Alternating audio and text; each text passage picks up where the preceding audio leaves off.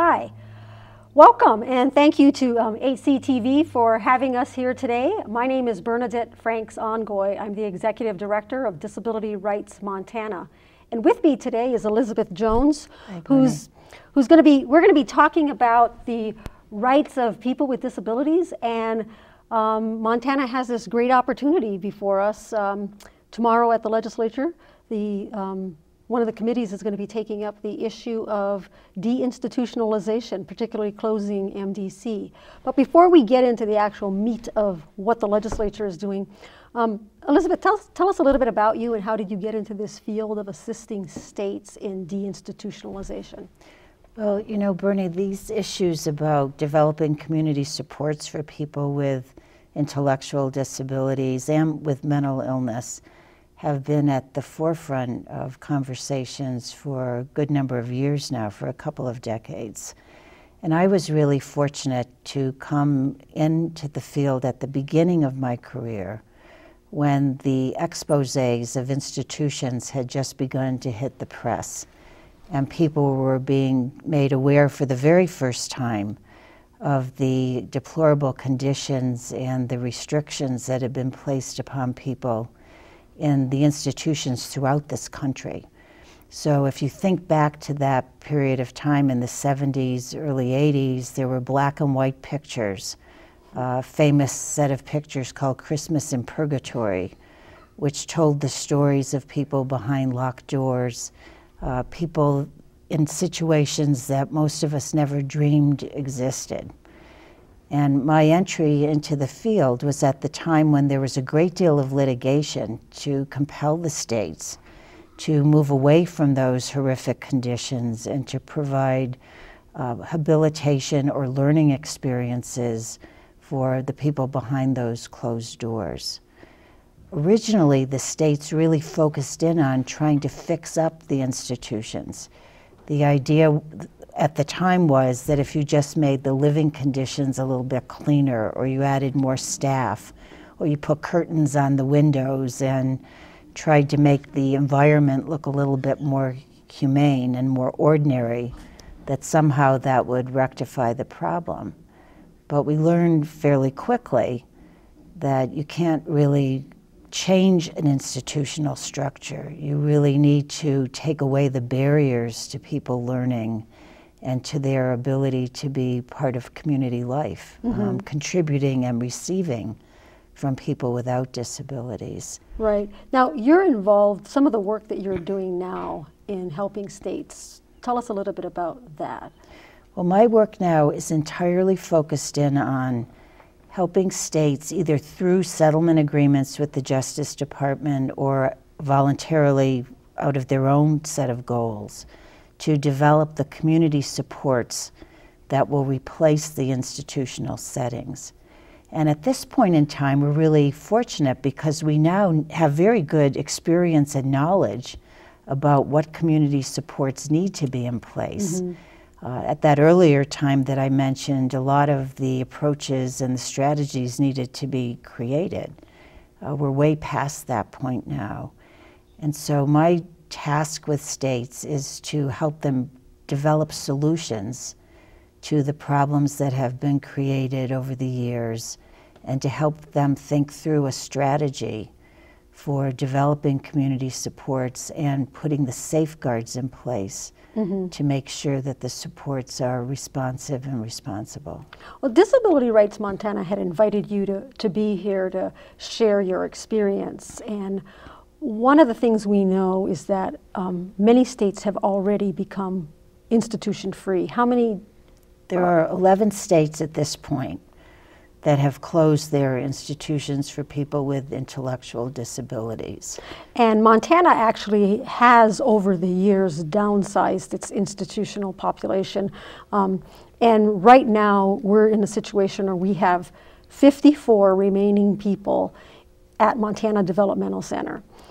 Tomorrow, the legislature is going to be hearing a bill that contemplates the closure of that facility. Tell me a little bit about what you think are the opportunities for us to do that. What are the necessary pieces for us to do that? Let's talk about that a little bit. Okay, and I think this is really quite an exciting time. It's really an opportunity to continue, as you've said, the work that Montana already has begun to develop community supports. I've learned on my visit here in talking with people who provide supports in the community that Montana has already closed 2 institutions, and that many people, people with significant medical problems as well as with behavioral issues, now live in ordinary houses and have ordinary routines of the day. So that track record is actually a very good foundation upon which Montana can build. I think the task is to really focus in on what supports are needed for each of the individuals. This is planning that has to happen at several levels. You have to have a big picture framework of developing the community system, but you really have to focus in on the individual people who are at MDC, as the developmental center is called, or people who are at risk of being there in the future. And the supports need to be crafted to address those needs. So obviously you need places for people to live. The law of this country is that people should live in the most integrated, least separate setting possible, which means they have as much interaction as possible with people without disabilities. We know that work is extremely important for people. We know that they need opportunities to learn and develop new skills. We know that there needs to be what we call a case manager or a support coordinator who will ensure that these supports are actually provided to the person. And we know that because people do have ups and downs in their lives, that it makes a lot of sense to have what we call crisis services, services that can be brought in when there's an emergency or a potential emergency of some support, and then they can be taken away when no longer needed. You know, right now, as our state is having this conversation about potentially closing Montana Developmental Center, there is a sense, or there's a belief that we have to have a secure facility for these people. What do you say to that? I mean, is a secure facility important? How do we keep people safe? Well, I mentioned that 11 states have already closed institutions, so 11 states have answered that question. In the state where I work, the District of Columbia, there are no secure beds. If people need extra support because of behavioral or other issues, then there's staffing that helps with that. The staffing is increased. Or there might be a time when people with extra knowledge or specialization come in to help the staff that are with the person every day. So I would say for the vast majority of people, there does not need to be a secure bed. There may be instances, relatively few, where you might need to have some extra security or safety for a short period of time.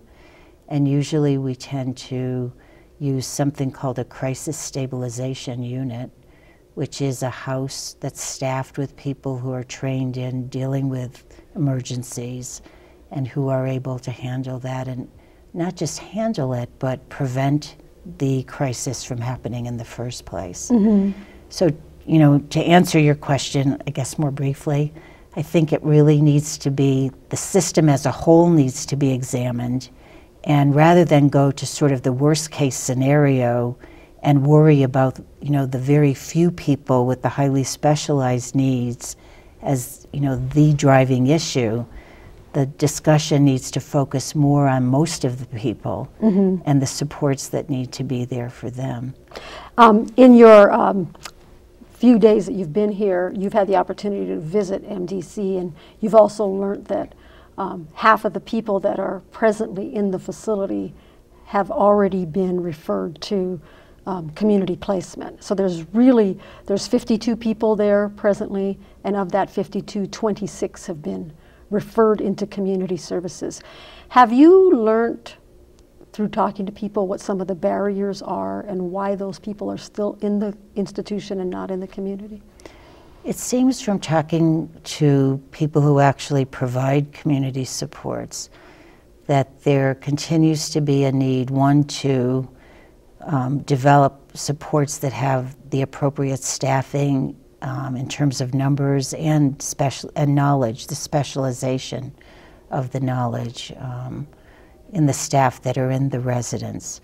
So I think that there hasn't really been an effort to develop that array of supports to the extent that's needed, and that's one of the barriers to people leaving MDC as quickly as they should be leaving. Mm-hmm. I think there's also a sense of concern about the rates for that, the cost of that, and whether the cost will be adequate to support the staffing and other supports that are needed. And I think there's just, there's just an uncertainty about how to go about that. People are looking for some direction, some leadership as to how to move forward in developing those supports and to identify what the needs are. A lot of the conversation around Montana Developmental Center is from our organization. As you know, we're the Protection and Advocacy Agency. The purpose of our organization is to be a watchdog of government in terms of when they provide services to people with disabilities, and we investigate abuse and neglect. One of the things that has come up in the conversation is how expensive it is to institutionalize people. And we know that the budget for Montana Developmental Center is over $15 million for 54 people. Talk to us a little bit about the cost of serving people in the community versus the cost of institutionalized services and what we need to be mindful of in that process. Well, this has been an issue that's had a lot of attention over the years, and I think one of the errors at the beginning, now that we've gone so far, we can look back and see what we shouldn't be doing again, was to say that the community system would be cheaper, in quotes, than an institutional setting. In fact, a good community system requires a significant amount of resources. The advantage of putting the resources in the community, though, is that you can have the flexibility to direct those resources where they need to go. And in fact, for some individual people, the costs are less expensive because they need less, and people who have a need for more support can have more resources directed towards them. Institutions are self-contained places, and they require a certain number of staff to be present. There's the building upkeep, there's the infrastructure of the institution that needs to be maintained. You don't have the cost to that extent in the community system, so you can really direct the resources more towards the teaching and the staffing and the other supports that an individual needs to learn and to grow. Aside from cost, which I think is a big part of the equation, making the appropriate investment in people and not in places, and we make that investment in the community. It appears to me, though, that the law says that people need to be served in the most integrated setting, and that we're really talking about people's dignity and their right to live in communities. Talk to us a little bit about that value, just that how this is a value-based system, and we have to have that value to move it forward. The Americans with Disabilities Act was a very significant bipartisan effort to really enhance the value and to affirm really the value and the dignity of people with various disabilities, not just people with intellectual disabilities, but people with physical disabilities and mental illness.